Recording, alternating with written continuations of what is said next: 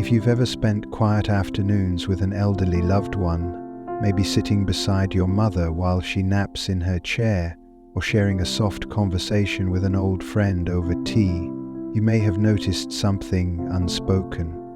A subtle change, a kind of shift in the air. It's not dramatic, it doesn't shout, but it whispers. And for many seniors, those whispers are the body's quiet way of signaling that time may be drawing closer to its end. This video isn't meant to cause fear or sadness. In fact, it's just the opposite. By gently exploring the signs that often show up in the final year of life, we open ourselves to understanding, compassion, and a chance to offer even deeper care. It allows us to meet our loved ones not with worry, but with presence. And if you're a senior yourself, noticing these signs can help you and those around you find clarity and peace to live the days ahead more meaningfully. Let me introduce you to someone. Her name is Irene. She's 87, still sharp as ever in conversation. But recently, her daughter Janet noticed she doesn't go out to the garden anymore. The flowers she used to tend with such love are wilting now. Irene smiles when asked about them, but says, maybe next week, and yet weeks pass. It wasn't just the garden. Janet began to see other things. Irene's appetite shrinking, her body growing thinner, her steps slower. Not one change stood out dramatically on its own, but together they formed a picture. A soft one, a quiet one. This is where we begin today, in that quiet noticing. Not to sound an alarm, but to open our eyes and hearts to the natural transitions of life. In this video, we'll gently explore the clearest signs that may suggest a senior is approaching their final year. Some of these indicators are physical, others emotional or behavioral. All of them, however, are best viewed through the lens of love, not judgment or fear. And remember, no single sign means that time is running out. These are patterns, not predictions. Our goal is to understand, not to diagnose. Let's walk through these insights together, carefully, kindly, one step at a time. It often starts with something small, like a half-finished bowl of soup. For Paul, a retired carpenter in his early 80s, dinner used to be his favorite time of day. He loved meatloaf, mashed potatoes, and his granddaughter's apple pie. But lately his wife noticed the plate comes back almost untouched. He says he's just not hungry, and waves off concern with a smile. "I'll eat later," he mumbles, though later rarely comes. One of the most consistent early indicators that a senior may be in their final year is a significant drop in appetite, followed by unintentional weight loss. It isn't always a choice. As the body nears the end of life, its needs begin to change. Digestion slows, metabolism shifts, and the body naturally starts conserving energy. Food, once a source of pleasure or routine, starts to lose its appeal. But there's more to it than biology.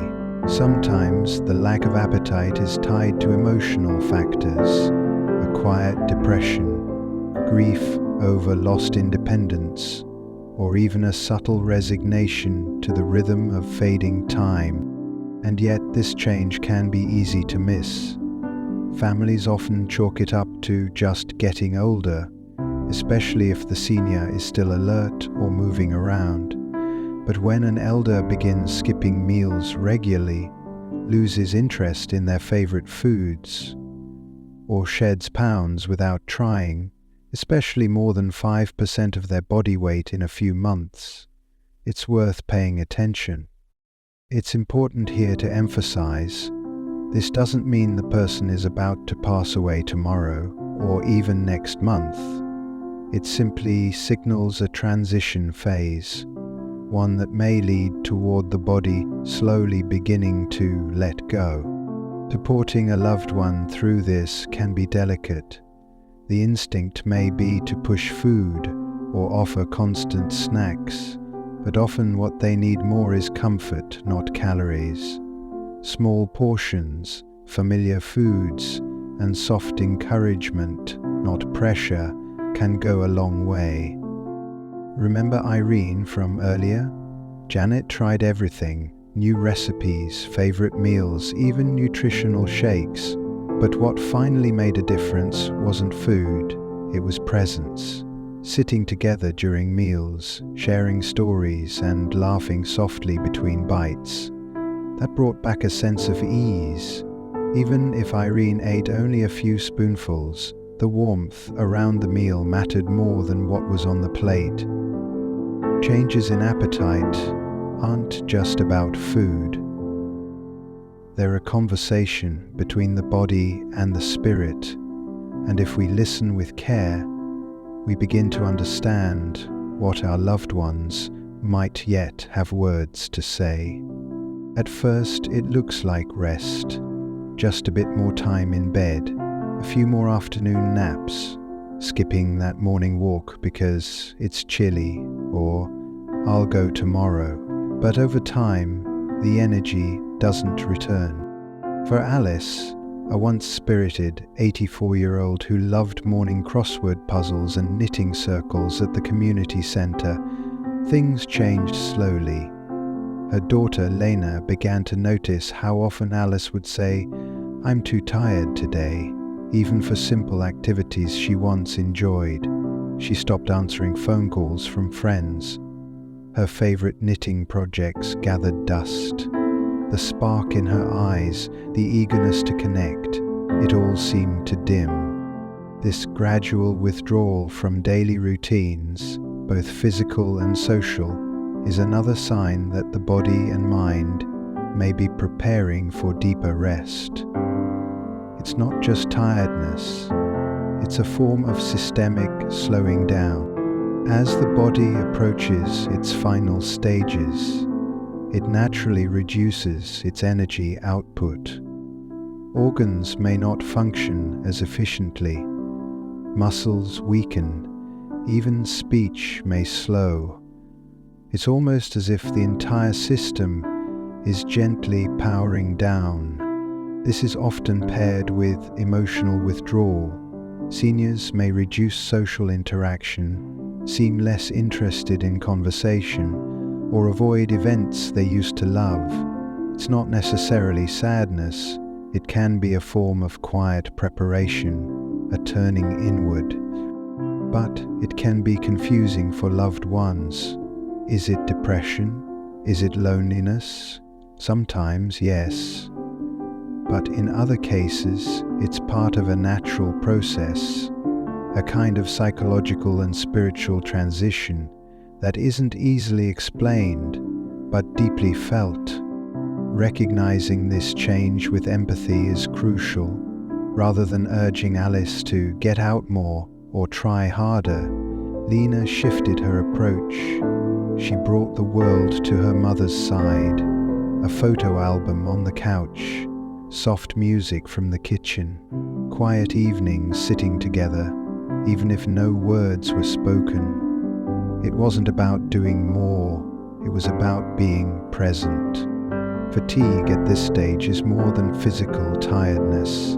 It's a slowing of life's rhythm. And if we, as caregivers or loved ones, can adjust our pace to match theirs, we can offer peace instead of pressure. Sometimes the most loving thing we can do is simply sit beside someone in silence and let them know we're there, no matter what stage of the journey they're on. You might notice a loved one drifting into daydreams more often, or forgetting names they've known for decades. Conversations may become more fragmented. There might be moments of confusion about time, place, or even identity. These aren't always signs of dementia. Sometimes they're signals that the body and brain are gradually stepping back from this world. Let's talk about Janet's father, Harold. He was 90 and always sharp, a crossword puzzle champion in the local paper, proud of his perfect recall. But in the last few months, something began to change. He would pause mid-sentence, lose track of what he was saying. He once asked Janet where his sister was, not realizing she had passed away years earlier. These moments were heartbreaking at first, but they weren't constant.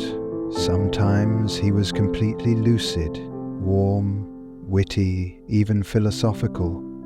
And then suddenly he would seem far away, like his thoughts were floating somewhere just out of reach.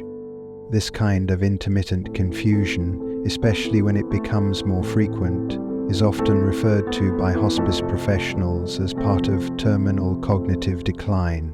It may be paired with restlessness, disorientation, or even hallucinations, especially in the evenings, a phenomenon known as sundowning. But here's something deeply important to remember. Even in these moments of confusion, the heart still remembers. Janet found that while Harold sometimes forgot facts, he rarely forgot feelings. A gentle touch on his hand still brought a smile. A familiar song from his youth brought tears to his eyes.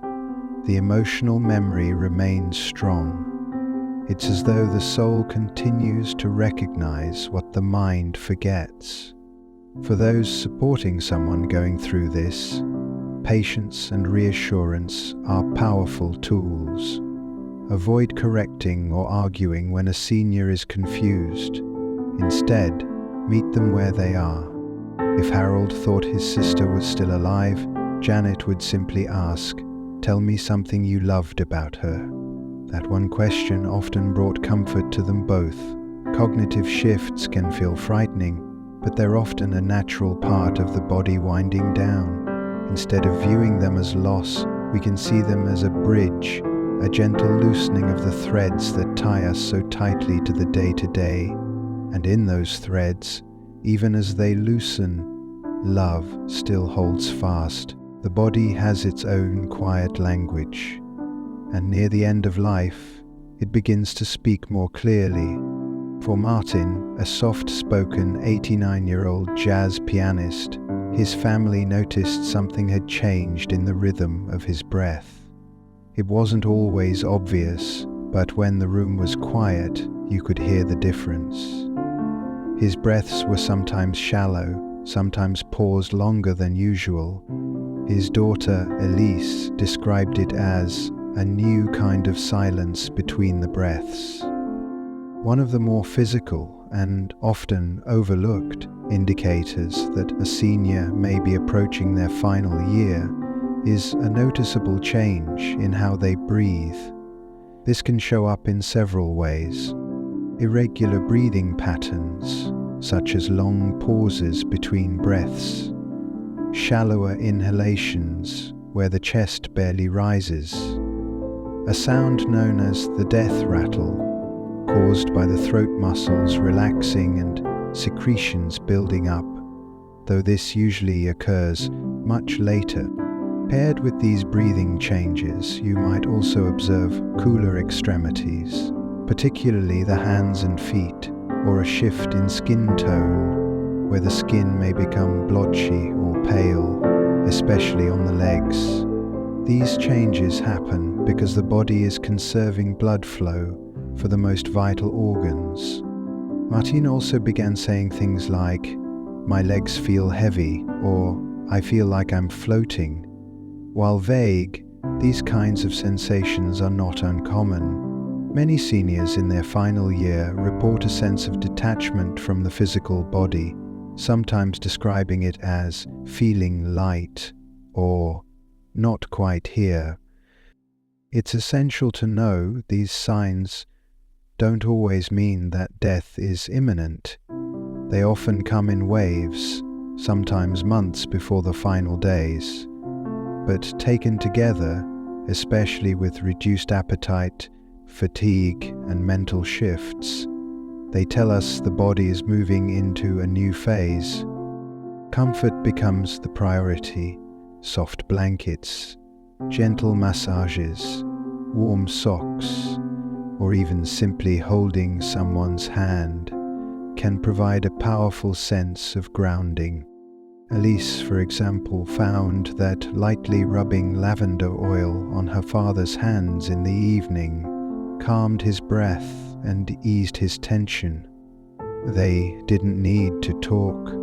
The rhythm of that small act was its own conversation, a final lullaby for a man who had spent his life composing melodies. Understanding the physical changes doesn't mean giving up hope. It means shifting the focus from trying to fix what's happening to honoring it, supporting comfort, embracing peace, and in that shift, something sacred often arises, a tenderness, a closeness, a love that becomes more vivid than ever before. We often ask, how will I know when it's time? The truth is, there is no precise moment, no calendar date circled in red, but there are signs, quiet and deeply human, that tell us a journey is nearing its close. For Eleanor, who lived gracefully into her 91st year, there came a moment when she looked at her daughter and softly said, "I'm tired, but I'm ready." That sentence carried a peace no doctor could prescribe and no diagnosis could define. It was a moment of acceptance, one that many seniors in their final chapter come to in their own way. And that's what this is really about, not just recognizing signs of the final year, but learning how to walk alongside someone during this most sacred part of life. You may notice your loved one sleeping more than ever, speaking less, or simply staring out the window in quiet thought. These moments aren't empty. They're often filled with memory, emotion, and sometimes even spiritual reflection, whether expressed aloud or not. It's a time when life begins to narrow in focus, from the many to the few loved ones who matter most, the few routines that still bring comfort, the few words that say everything. This is where your presence becomes more meaningful than any cure, a gentle hand, a calm voice, the quiet act of sitting nearby. These things are no longer small, they are everything. For some, this final year brings opportunities, a chance to make peace, to say things long unsaid, or to simply bask in the love of those who remain. Others may not have words, but the closeness they feel still reaches them. And for you, the child, the partner, the friend, this is not only a goodbye, it's a transformation, a tender witnessing of someone's final season. It is hard, yes, but it is also deeply beautiful. So what can we do? We can listen, we can notice, we can love, even in silence. If you've seen these signs in someone you love, know that you are not alone, and neither are they. And if you are walking this road now, may it be filled with moments of quiet grace, deep connection, and the kind of love that doesn't need words to be heard. Before we close, I invite you to share your experiences in the comments below. If this video helped you recognize or understand something new, let us know. Your voice might be the comfort someone else needs. And if you'd like to continue exploring this journey with us, the real, the tender, the deeply human side of aging, please subscribe to Elder Insight. Here, we honor not just the years, but the meaning they carry. Thank you for watching.